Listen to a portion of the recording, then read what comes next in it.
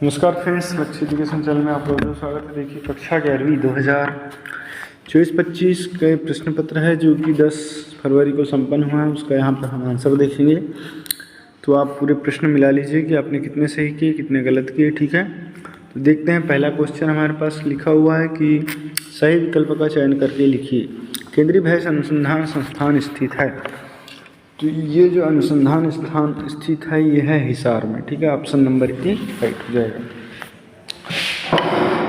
इसके बाद question number 2 है, निम्नलिखित में से कौन सा जनन अंग नर पशुओं में पाया जाता है? तो ये उपरोक्त सभी पाया जाता है। ठीक। तीसरा, थन में कितने वासगृह होते हैं? तो थन में 4 वासगृह होते हैं। उसके बाद नेक्स्ट क्वेश्चन है क्वेश्चन नंबर 4, कौन सी भैंस दूध में सर्वाधिक पाई जाती है? तो इसमें है भदावरी नस्ल की जो भैंस होती है सबसे ज़्यादा दूध देती है। गाय की जर्सी नस्ल का मूल स्थान क्या है? तो ये इंग्लिश चैनल है, इसका इंग्लैंड आ जाएगा। ठीक है, ऑप्शन नंबर ए। छठवा, गाय में ऋतु चक्र कितने दिनों का होता है? तो गाय में ऋतु चक्र जो होता है वो 21 दिनों का होता है। इस तरीके से ऑब्जेक्टिव आपके कंप्लीट होते हैं। इसके बाद नेक्स्ट क्वेश्चन देख लीजिए। प्रश्न क्रमांक 2 है, रिक्त स्थान की पूर्ति कीजिए। तो रिक्त स्थान की पूर्ति कीजिए। पहला क्वेश्चन लिखा हुआ है कि कृत्रिम योनि का तापक्रम कितना होता है? तो ये होता है 37 अंश सेल्सियस। ठीक है, 37 डिग्री सेल्सियस से होता है। बिलासपुर, कहीं कहीं पुस्तकों में 42 डिग्री सेल्सियस भी दिया हुआ है। फिर है, रेमंड अनुसंधान केंद्र कहाँ है? तो रेमंड अनुसंधान केंद्र जो है ये बिलासपुर में है, बिलासपुर। ठीक। इसके बाद तीसरा, भारत में भ्रूण प्रत्यारोपण सर्वप्रथम सन खालिस्तान में हुआ था। तो ये जो हुआ था 1987 में हुआ था। भ्रूण प्रत्यारोपण 1987 में किया गया था। ठीक, 1987। फिटकरी एक खालिस्तान है। तो फिटकरी एक जो है वमनकारी औषधि है।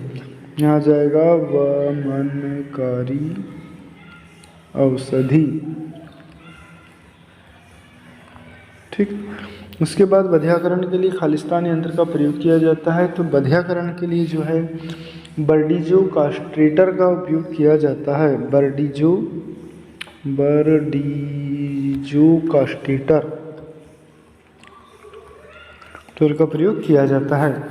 उसके बाद है छठवां क्वेश्चन हमारे पास दिया हुआ है कि लैंड रेस सुअर का उत्पत्ति स्थल क्या है? तो इसका जो उत्पत्ति स्थल है डेनमार्क है, डेनमार्क।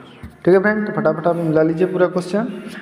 क्वेश्चन नंबर 3 देखते हैं, सत्य असत्य छाटी। तो सत्य असत्य में देखिए पहला क्वेश्चन दिया हुआ है कि लीन मांस को वसा रहित मांस कहते हैं। तो ये आ जाएगा असत्य। फिर है, लेगहार्न अमेरिका जाति की मुर्गी है। तो ये भी असत्य। फिर है, असली मुर्गी की एक लड़ाकू नस्ल है। तो ये असील, ये सत्य है। जो ऑपरेशन फ्लड का प्रथम चरण 1979 में प्रारंभ हुआ था। तो ये असत्य। और 5वां क्वेश्चन दिया हुआ है, सहकारिता एक शैक्षिक संगठन है। तो ये भी सत्य। और 6वां क्वेश्चन है, दुग्ध उत्पादन चारे दाने के प्रकार पर निर्भर करता है। तो ये भी सत्य है। तो इस तरीके से 3 सत्य है और 3 असत्य है। अगला क्वेश्चन देख लेते हैं हम। प्रश्न क्रमांक 5 सही, प्रश्न क्रमांक 4 सही जोड़ी का मिलान कीजिए। सही जोड़ी में देखिए पहला दिया है केंद्रीय बकरी अनुसंधान संस्थान। तो केंद्रीय बकरी अनुसंधान संस्थान जो है ये फराह में है। ठीक है, इसका ऑप्शन नंबर डी आ जाएगा। फिर है खीस। तो खीस क्या ऑप्शन आ जाएगा? दस्तावर। इसके बाद तीसरा दिया है ब्यूटायरोमीटर। ब्यूटारोमीटर इसमें आ जाएगा कांच का यंत्र। फिर टोंड दूध। टोंड दूध में आ जाएगा 3% वसा पाई जाती है। इसके बाद है कृत्रिम दूध। कृत्रिम दूध जो है ये एक रासायनिक दूध होता है। तो इस तरीके से ये आपकी सही जोड़ी कंप्लीट होती है। इसके बाद हम देखते हैं नेक्स्ट क्वेश्चन। प्रश्न क्रमांक 5, एक वाक्य में उत्तर दीजिए। तो एक वाक्य में उत्तर दीजिए। पहला क्वेश्चन हमारे पास लिखा हुआ है कि रेड डेन किस पशु की नस्ल है?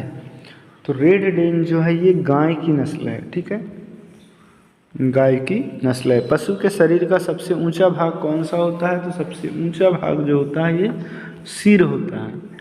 उसके बाद है कलकंबल किस पशु में पाया जाता है? तो कलकंबल जो है ये देसी गाय में पाया जाता है, देसी गाय में पाया जाता है।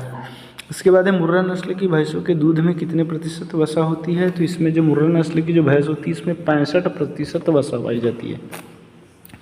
5वां क्वेश्चन है किस नस्ल की भैंस के सींग हंसिया जैसे होते हैं? तो जो सूरत वाली भैंस होती है, सूरती भैंस जो होती है उसके जो सींग होते हैं ये हंसिए के जैसे होते हैं। ठीक है बच्चों, तो इस तरीके से ऑब्जेक्टिव क्वेश्चन आपके कंप्लीट होते हैं। इसके बाद जो सवाल दिए हैं इनको तो आपने कर ही लिए होंगे।